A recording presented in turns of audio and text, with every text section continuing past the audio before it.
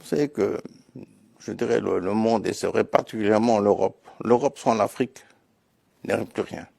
C'est l'avenir de l'Europe, l'Afrique. Tout se trouve en Afrique, les richesses, toutes les richesses minières, énergétiques, agricoles, et tout peut venir. En Belgique, en Europe, il n'y a plus grand-chose.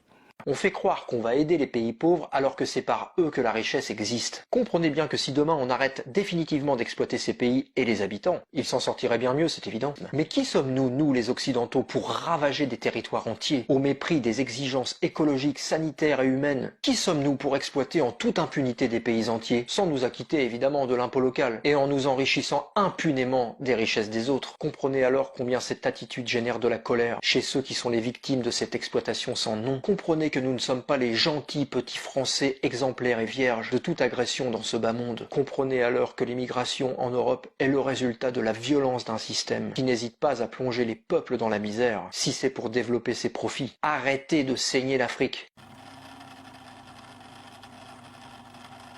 L'Afrique est volée chaque seconde de plus de 7100 dollars. Pourquoi 7100 dollars? C'est le compteur de l'évasion fiscale de l'Afrique qui nous le dit. En Afrique, le compteur de l'évasion fiscale, ce sont les multinationales des pays colonisateurs qui l'alimentent. En Afrique, l'évasion fiscale, c'est 224 milliards de dollars chaque année. 224 milliards de dollars qui s'évaporent du continent africain et qui l'empêche de satisfaire aux besoins élémentaires du plus grand nombre.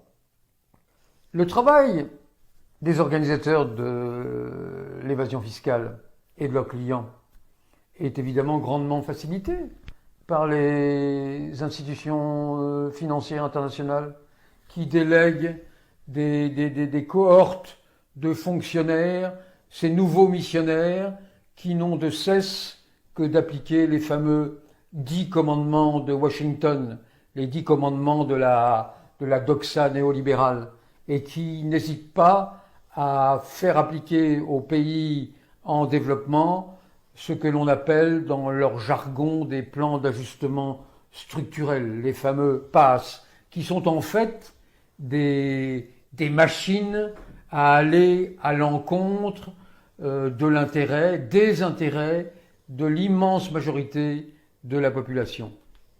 L'évasion fiscale est intolérable et aussi illégitime que la dette qu'avaient combattu certains, et notamment Thomas Sankara, qui est mort. Il faut regarder en permanence ce compteur de l'évasion fiscale qui rappelle que l'Afrique est volée de 7100 € à chaque seconde. Les gens ne veulent pas comprendre que ce qu'on appelle un pays développé, c'est un pays pilleur, et qu'un pays non développé, c'est un pays pillé. Je veux dire, il faut vraiment voir que l'Europe s'est enrichie avec le travail de gens qui n'étaient pas payés et qui étaient menés au fouet. Ça, c'est une dette historique. Et c'est là que commence la dette écologique, puisque on pille les ressources, on prend le bois, les minerais, tout ce qui est possible, on l'extrait. Et donc ça, pour moi, la dette écologique, elle commence historiquement avec ces 3 siècles d'esclavage. Voilà, ça on peut pas passer là-dessus. C'est le fondement de notre surrichesse et de leur surpauvreté, de cette inégalité dont on vient de parler qui est croissante. Ça, c'est vraiment la dette historique.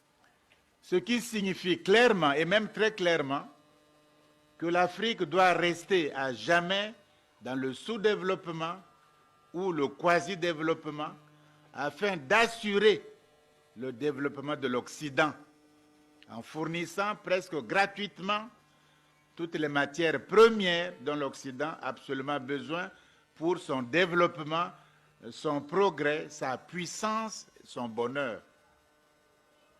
Le pompage de l'Afrique par l'Occident installe ici le sous-développement et crée là-bas le développement. Ce pompage continu signifie que l'Occident n'a aucun intérêt à ce que l'Afrique se libère et se développe. L'Occident n'a aucun intérêt à le faire. Donc les aides et les coopérations, c'est des cadeaux empoisonnés, puisqu'en fait, c'est pour freiner l'Afrique en réalité. Et nous ne le comprenons pas encore. La cause profonde du sous-développement, ce n'est pas tellement ce qu'on raconte, corruption, bonne gouvernance, mais quelle est la cause profonde qu'on ne dit pas, que les experts même africains ne disent pas pour respecter les normes des critères internationaux. La cause profonde du sous-développement, quelle est-elle de l'Afrique noire? Mais cette cause du sous-développement, c'est l'Occident. Il ne faut pas chercher midi à 14 heures. Depuis le XIIIe siècle, à travers la traite négrière atlantique, des millions de Noirs sont pas dans les conditions qu'on sait. À travers l'esclavage, c'est-à-dire traiter des êtres humains sans droits humains comme des animaux. La colonisation. Alors, si l'Afrique possède, voilà la question, si l'Afrique possède la maîtrise de ses ressources minières, de ses forêts, de ses hydrocarbures, de ses eaux maritimes, de ses terres arables, alors l'Occident s'affaiblit inéluctablement. Donc, il faut, pour le salut de l'Occident, il faut que l'Afrique noire soit toujours asservie, infantiliser l'Afrique, la néocoloniser et du coup la sous-développer. On a intérêt à le faire par tous les moyens. Tous les instituts, toutes les écoles, tous les grands cerveaux européens travaillent sur cette question-là. Parce que si l'Afrique échappe, nous sommes... La question de l'Afrique est très nettement, il faut le dire, la question du rapport de force dans le monde contemporain. La question du rapport de force dans le monde contemporain. Je vais m'expliquer sur ça, en prenant des images. Pot de terre, c'est-à-dire la céramique, la poterie de terre. Pot de terre contre pot de fer, qui gagne? Qui domine? Qui dirige?